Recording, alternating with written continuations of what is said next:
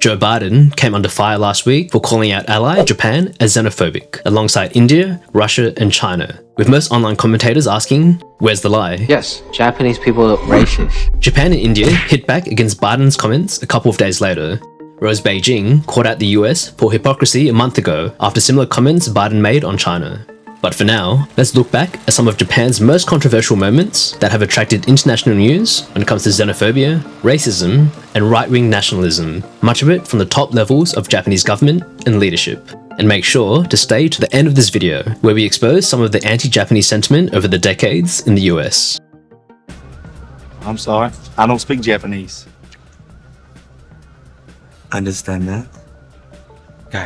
Let's start with this colourful 2007 magazine titled Gaijin Hanzai, which characterises all foreigners in Japan as red-eyed evil criminals. Widely distributed by Family Mart, the subtitle shout, "Everyone will be a target of foreign crime in 2007, and should we let Japan be overrun by foreigners?" Note that back in 2007, foreign residents made up about 1.5% of Japan's population.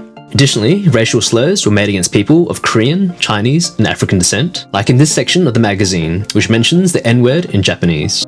Family Mart pulled this magazine from its shelves after receiving complaints. The incident ended up making news on The Times, ABC News Australia, and South China Morning Post, with the publisher going bankrupt a few months later. Are you xenophobic? Please explain. Xenophobia means a fear of all things foreign. No, I don't think I am. Not to be outdone, former government officials and prime ministers in Japan have had their fair share of controversies. It's no secret that many Japanese politicians are close with far-right groups, which makes you wonder how ingrained extreme nationalism is at the top levels of leadership. In 1986, ex-Prime Minister Yasuhiro Nakasone was forced to apologize after he was quoted saying Japan's intelligence level is higher than the US because all Japanese are of the same race, whereas the level in the United States is lower because of a considerable number of blacks, Puerto Ricans, and Mexicans.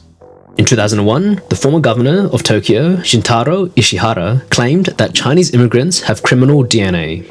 In 2005 and 2020, ex-Prime Minister Taro Aso courted controversy when he praised Japan for being a 2,000-year, single-race nation with a common language and identity, obviously ignoring the native Ainu and Okinawan populations. He was also forced to apologize in 2017 after stating that Hitler had the right motives. In 2023, Mio Sugita, another LDP politician, was found to be guilty of human rights violations through a blog post discriminating against the indigenous Ainu population.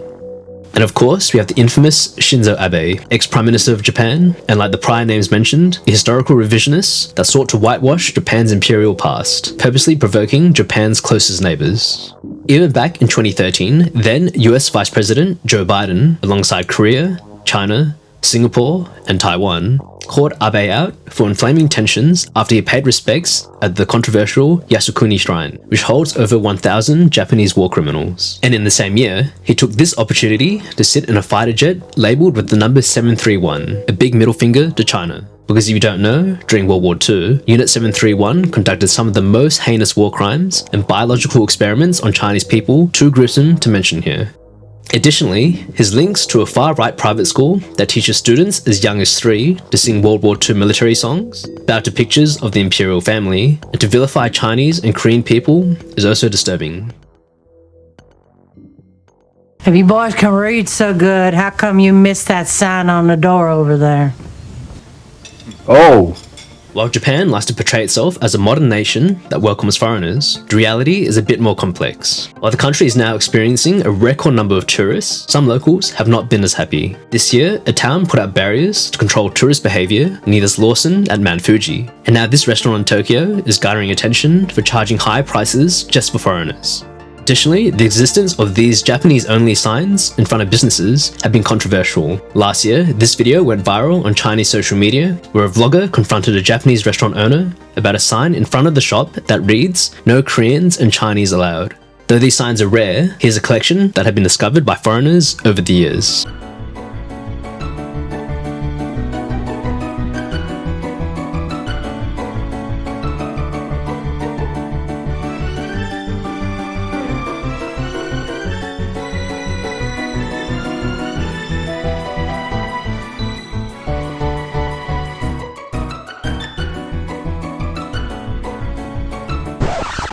In addition to these signs, in 2014, the professional football team, Urawa, was forced to play in an empty stadium as punishment after fans displayed racist banners which read, "Japanese only."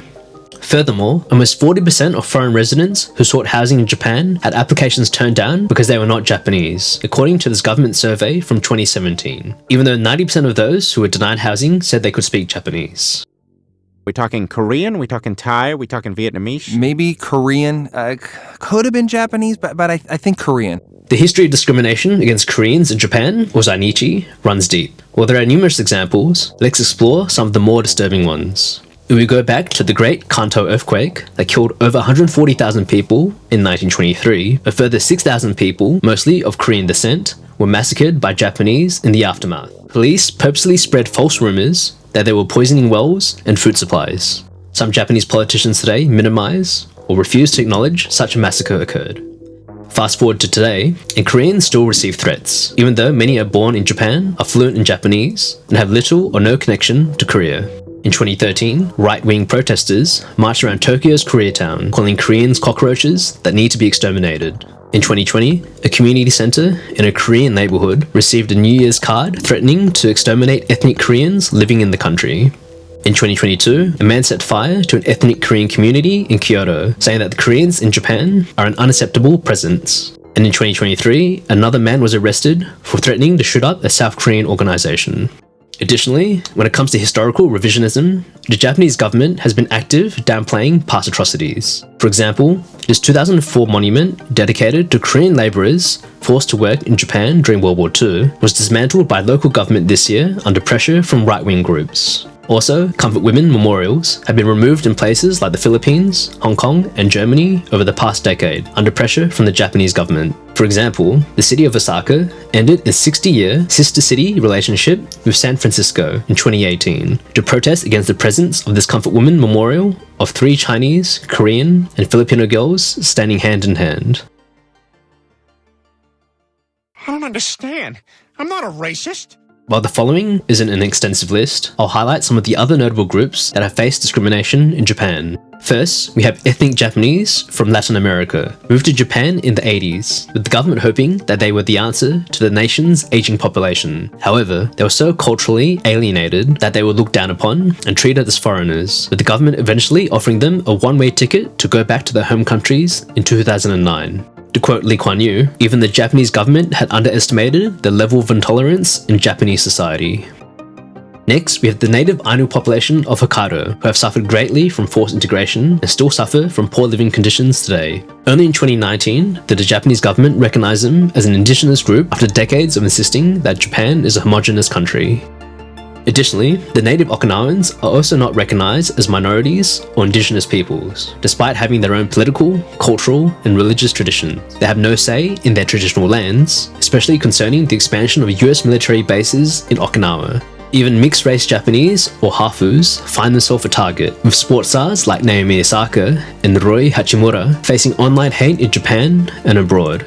Other cases that have made headlines this year include the rise in hate speech against Kurds, and also, in a landmark case, 3 foreign-born residents, an African-American, Pakistani, and Indian, filed a lawsuit against the government where they allege that they were illegally questioned by police solely based on their race. While the case is ongoing, a few days ago, a former police whistleblower admitted that they were instructed to target foreigners for questioning based on their physical appearance, with his superiors telling him people with black roots, Southeast Asians, Koreans, and so on study ways to kill people. So use your service revolver if you have to. You have no idea what they're going to do. For example, I used to hate the Japanese. Chinese, Japanese, dirty knees, look at these. I could go on and on about discrimination in Japan, but I also want to highlight Biden's hypocrisy in calling out Japan for xenophobia, especially in the way Japanese Americans have been treated over the years. In the 1920s, Japanese immigrants filled jobs left empty by the 1882 Chinese Exclusion Act in the US. But guess what? They faced the same racism and discrimination the Chinese had. Fast forward to the 1940s, over 120,000 Japanese Americans, many with no connection to Imperial Japan, were thrown into internment camps and faced hostilities even after they were released. The 70s and 80s saw Japan's rise as the next dominant superpower, and American workers, afraid of losing their jobs, engaged in the public destruction of Japanese cars. Politicians were smashing Japanese electronics, And horrifically, there was the 1982 murder of Vincent Chin, a Chinese American who was mistaken to be Japanese. Additionally, in this period, Hollywood fueled anxieties by depicting a future where American workers would all be working for Japanese bosses. Just check out this collection of fear-mongering magazines and book covers. And now in the present day, anti-Asian hate crimes continue. In 2020, a Japanese jazz pianist suffered permanent injuries after being attacked by a group in New York, and in 2023, a top Japanese diplomat was attacked while walking in Portland. Japanese, bud? No. You look Japanese. No! Yeah, you look like that guy in The Last Samurai. Tom Cruise? While we often hear about the deep political and historical tensions between Japan, China, and Korea, I just want to highlight some areas of cultural exchange and individual success in Japan. In 2017, Chinese-born entrepreneur Huang Hao starred as the Bachelor on season 4 of The Bachelor Japan, finding love with a Japanese contestant. Chinese cuisine is also thriving in Japan. The famous Iron Chef Chen Kenichi and his father are national heroes for popularizing Sichuan food through their TV shows. Even Chinese media has been growing, with the Chinese-developed Genshin Impact becoming a big hit in Japan. And let's not forget that some of the most popular Japanese media, like Dynasty Warriors and Dragon Ball, were based on classic Chinese novels. Moving on to Korean culture, this year, the K-pop sensation, New Jeans, will be the fastest foreign act to perform at the prestigious Tokyo Dome. Korean dramas are also captivating audiences, with Crash Landing on You getting a musical adaptation in Japan. Beyond entertainment, Zainichi Koreans, like Masayoshi Son, founder of SoftBank, alongside the founders of ABC Mart and Lotte Corporation, have shattered barriers to become respected business figures in Japan. Even Japanese business leaders have played a role in fostering positive relations. The founder of Panasonic is widely credited for helping China modernize after meeting with Deng Xiaoping in 1978. And the founder of Kyocera, an ex-chairman of Japan Airlines, inspired a generation of Chinese entrepreneurs like Jack Ma through his business philosophies. Even today, his foundation provides scholarships to disadvantaged Chinese students. While historical and government tensions run deep, fostering people-to-people connections is the only path forward for a more inclusive and brighter future.